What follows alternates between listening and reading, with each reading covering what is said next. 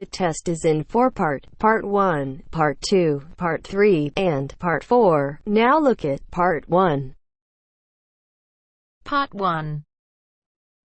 You will hear a podcast on Canberra's theme park. First, you have some time to look at questions 1 to 6.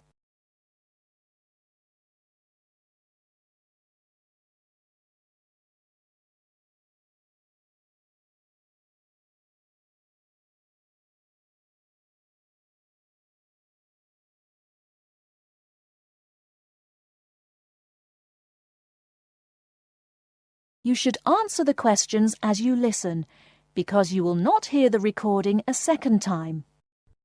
Listen carefully and answer questions 1 to 6.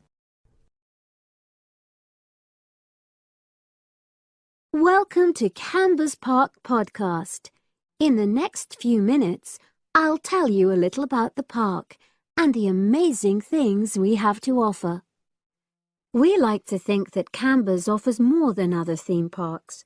Like them, we have a variety of exciting rides for people of all ages, but Canberra's also places strong emphasis on the educational experience for its visitors. Not boring facts, but lots of interactive exhibits. Although it's mainly an outdoor experience, we do have some indoor activities if the weather gets too dreadful. The park's got a lovely, well-established feel, set in 80 acres of beautiful countryside, about 3 miles south of the tourist resort of Dulchester. The park was set up in 1997 by the Canberra family, but then taken over by new owners in 2004, who have maintained the original vision of the Canberras. It has lots of old trees, hundreds of flower beds, and a gorgeous lake. Canberra's has over 45 different rides, exhibits, and arcades. All but one of these is free once you've paid your entrance fee. We charge a small fee for our newest ride to reduce the length of the queues. You don't pay anything for parking. A family ticket for a family of 4 works out at about £8 per person, which is amazing value. Full details of current prices are shown on our website, along with full details of rides, etc., and directions for getting to us. We also have a number of special offers. For example, if you live locally, why not join our Adventurers Club, which entitles you to 50% off ticket prices all year round, and a special lane for all rides and exhibits, which means you don't have to wait to get into any part of the park. See the Offers tab on the website. We've recently added a number of new exhibits to the park, and we're particularly proud of our Future Farm Zone, which houses over 20 different species of animals, from chipmunks to dairy cows. The emphasis is on getting near to the animals. All of them can be petted, and you can buy food for feeding the animals. Many of our younger visitors say that this is the high point of their visit. And speaking of food, don't let the animals have all the fun. We have a total of 7 different catering outlets on the site. We're open 10 to 5:30 all year round, and cold drinks and snacks can be bought at any time during opening hours. And hot food is available most of the day in the Hungry Horse Cafe from 11 until 5, just half an hour before closing time. Before you hear the rest of the conversation, you have some time to look at questions 7 to 10.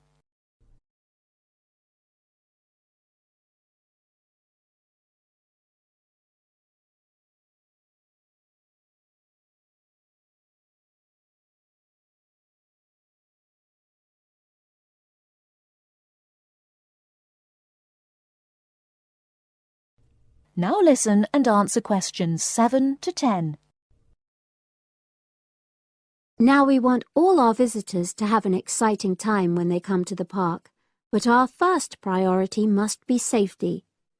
Parents and guardians know their children's behaviour and capabilities, but here at the park, we have set certain conditions for each of the rides to ensure that all visitors get the maximum enjoyment out of the experience and feel secure at all times.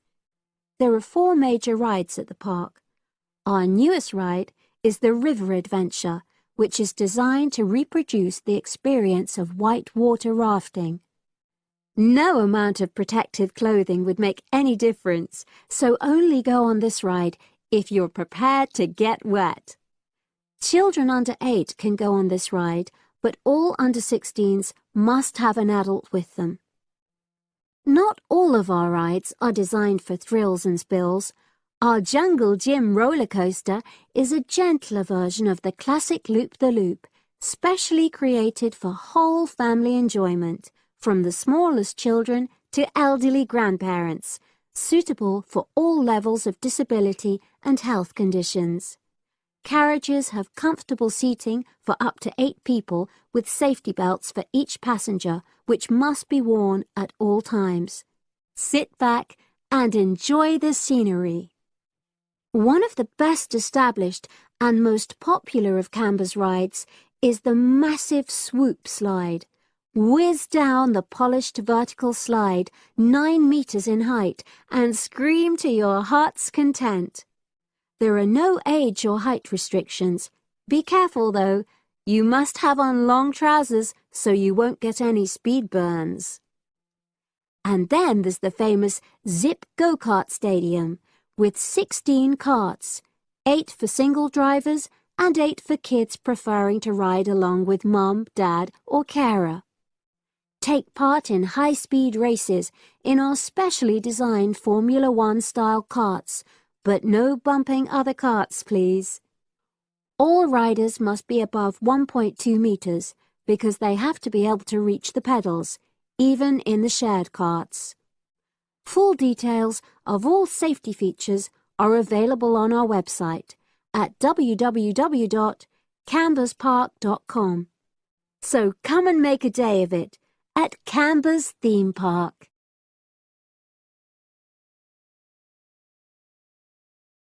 That is the end of part 1. You now have half a minute to check your answers.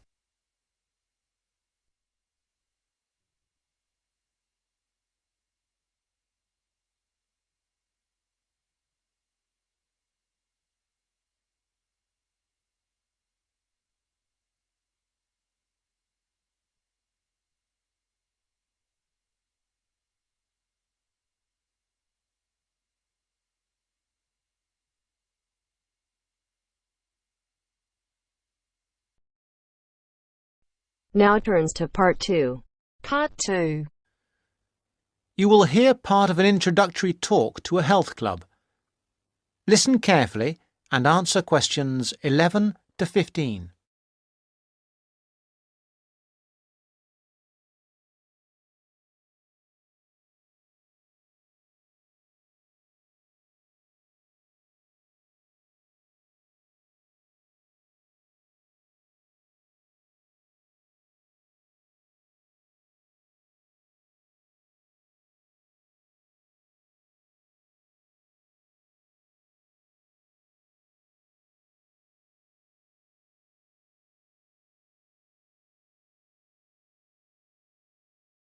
Good morning, everybody. I'd like to welcome you to Rose's Health Club, which is part of the nationwide Rose Group of Health and Fitness Centres. Today, I hope to tell you everything about the Glenfield Centre and the facilities it offers. First, have a look at the map of the centre I have put up here. There's a copy of it in your information packs. As you can see, we have a range of facilities. We are here at the meeting point, next to the reception desk. If you get lost, which is unlikely, make your way here. The main feature of the health club is, of course, the swimming pool. This is a 25-metre pool divided into 3 or 4 lanes. Access to the pool is normally through the changing rooms for obvious reasons.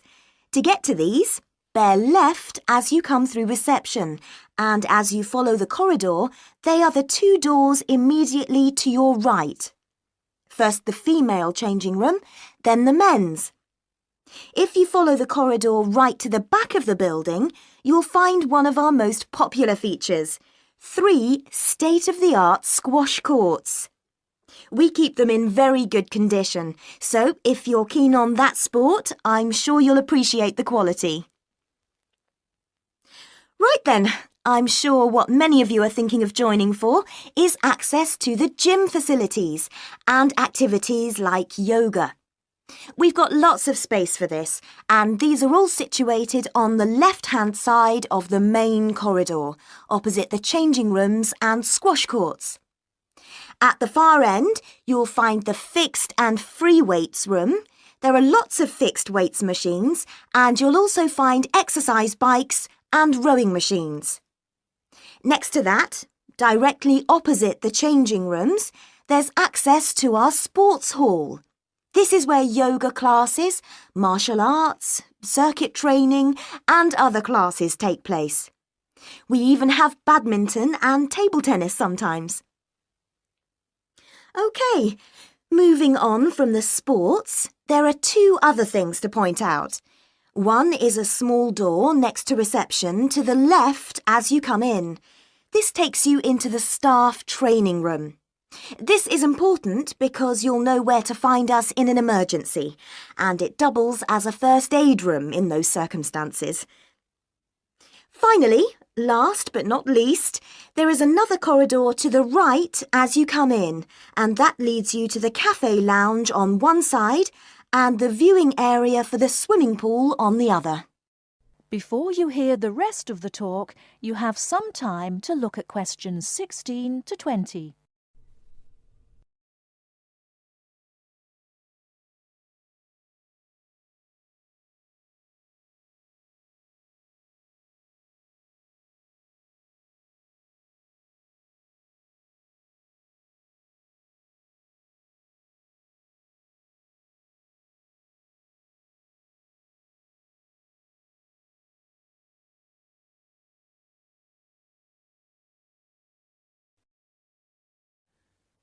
Now answer questions 16 to 20. Now, we will go for a little tour in a moment, but first I'd like to tell you a little about the different kinds of club membership we have, so that you can be thinking about what you want as we go round. We first of all have the Anytime membership. Anytime is the complete go-as-you-please membership. This entitles you to full use of all the facilities during all opening hours, and we're open every day from 5 a.m. till midnight. This costs £850 per year, though there are some discounts which I will tell you about in a moment. Don't forget that the Rose Group is a nationwide group, and this membership also entitles you to the full use of the group's other 250 clubs around the country. The Free Time membership is an off-peak membership. This entitles you to use of the facilities between 10 a.m. in the morning and 3 p.m. in the afternoon. Also, you can use the facilities at any time at weekends. This costs £500. Note that you will still have access to a personal trainer under this membership scheme. Finally, a standard membership costs £400 and is a weekday membership really, especially suitable for retired people who can come during the week. There is also a children's membership scheme. Children can join this scheme if they are between 15 and 18 years old. Please note that children of less than 15 can't come to the club without an adult, and they can't take sessions on the sunbed. Not that young people usually want to use a sunbed anyway. The children's schemes are all half price, that is 50% for each child or young person in the scheme. People who live outside the area can have a discount of up to 50%, but this has to be arranged specially with the general manager. If that is of interest to any of you, let me know and I will fix up an appointment for you. Now, let's go on our tour. That is the end of part 2. You now have half a minute to check your answers.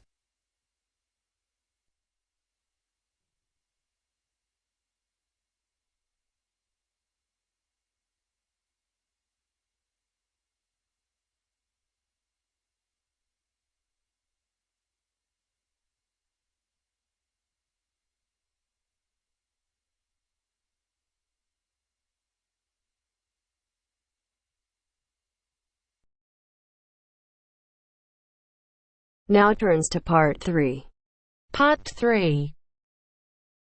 You are going to hear the rest of the talk about family history. First, you have some time to look at questions 21 to 25.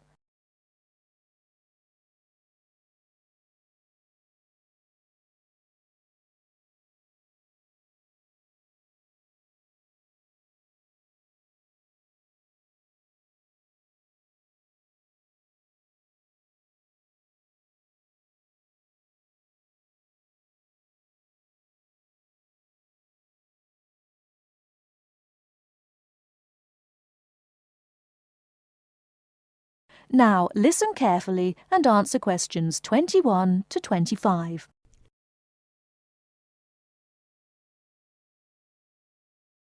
So, that's a few ideas about getting information. But what about methods of recording it? Of course, you can just write down what family members say. But it's even better if you can use a tape, so that you can record them as they're talking. Then you don't have to worry too much about making mistakes. You'll always be able to listen to it again. But whatever method you do use to record information, remember that it's very important to make a note of exactly how you got it. So, if you are using tape, always start the recording by saying the date and the place, as well as the name of the person you're interviewing. So, apart from people's memories, where else can you find information? Well, there are all sorts of documents, and they can be extremely useful. People keep lots of kinds of documents in the home, like photos or letters or diaries or birth certificates. And some people keep things from newspapers, like obituaries. Obituaries are announcements of a person's death, and they usually contain a lot of detail about that individual, like address, occupation, date of death, as well as the names and ages of the widow or widower and the dead person's children. So, be creative. Look around your home or the home of your relatives for any items that might contain clues, such as these about your family history. Okay? Before you hear the rest of the talk, you have some time to look at questions 26 to 30.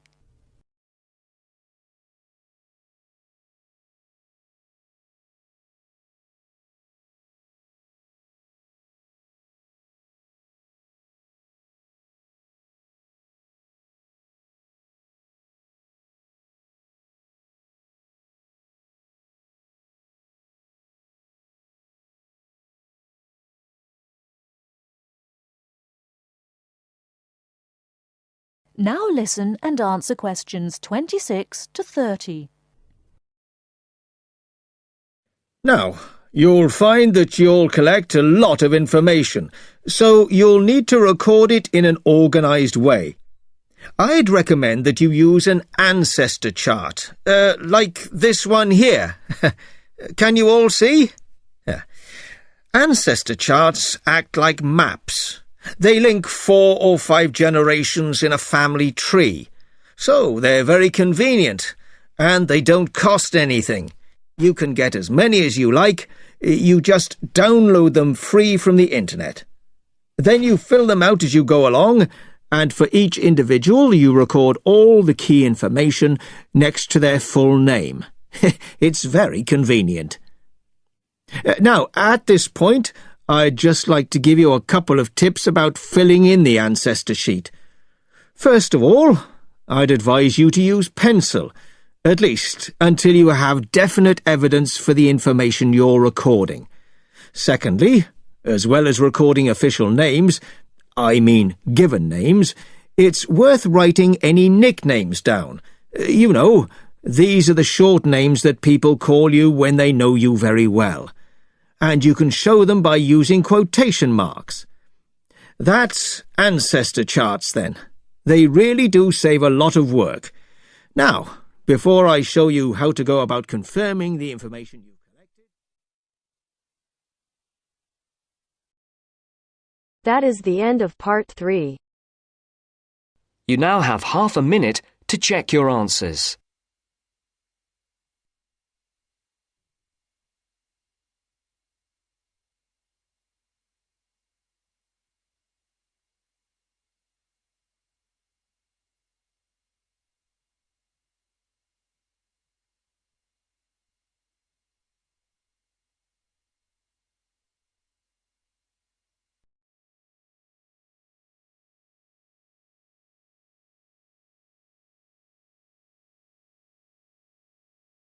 Now turns to part 4.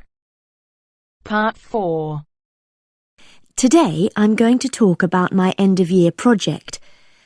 First, you have some time to look at questions 31 to 40.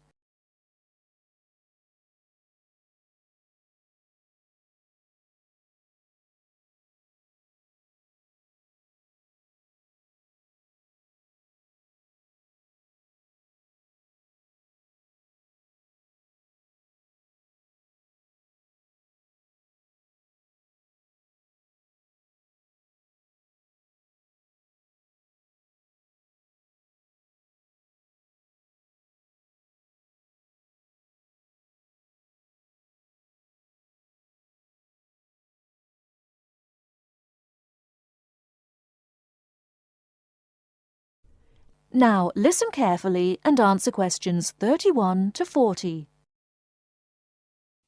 Good morning. Today I'm going to talk about my end-of-year project. I wanted to find out why men and women tend to perform at different levels in particular sports. Let me start by explaining why I chose this subject. Now, as some of you may know, I'm an enthusiastic long-distance runner myself, but I have never felt particularly worried about the fact that I usually finish several minutes behind my male counterparts. How it all started was when a first-year student approached me because he'd read an article about why women swimmers never compete successfully with men and wondered if I could look into the issue in regard to running. My tutor confirmed that a lot of interesting research had been done on this issue, and also I knew that whatever I found out was likely to be useful in training programs I run at a local girls' school. So, I started doing some preliminary reading, and what I found out was a mixture of the expected and the unexpected. It didn't come as all that much of a surprise to learn that male runners have more muscle and women more fat, and this accounts for most of the difference in sports performance between men and women. This is normally caused by differences in hormones. A male hormone, testosterone, builds muscle, whereas a female hormone, estrogen, causes fat to accumulate. Of course, this was something that we learnt about very early on in sports science. But then I began reading about the nature of muscle, and this is where I found something that did surprise me. Men and women have exactly the same type of muscle fibers, which means that they are capable of fuel burning at the same rate. I was also reading some very interesting research on differences between the average height of men and women. We all know, of course, that men are much taller on average than women, but what this means is that women actually work much harder because they have to take a lot more strides to cover the same distance. I hadn't understood that before I read this research. So, I set up my own small-scale research project to investigate some of these points and a few others. I asked for men and women volunteers from the university running club, and I timed their speed in a race. Then I worked out proportions by dividing a person's running time by their height. And what I found was that by this measure, men were only slightly ahead of the women. For my second experiment, I put weights on the men's shoulders, so that the men and women would have the same height-to-weight ratio. I found that under these conditions, the women actually ran faster than the men. In my last experiment, I decided to look at what is called elasticity by measuring how high the men and women could jump, and I found that my male and female participants had equal levels of jump power. That is the end of part 4. You now have half a minute to check your answers.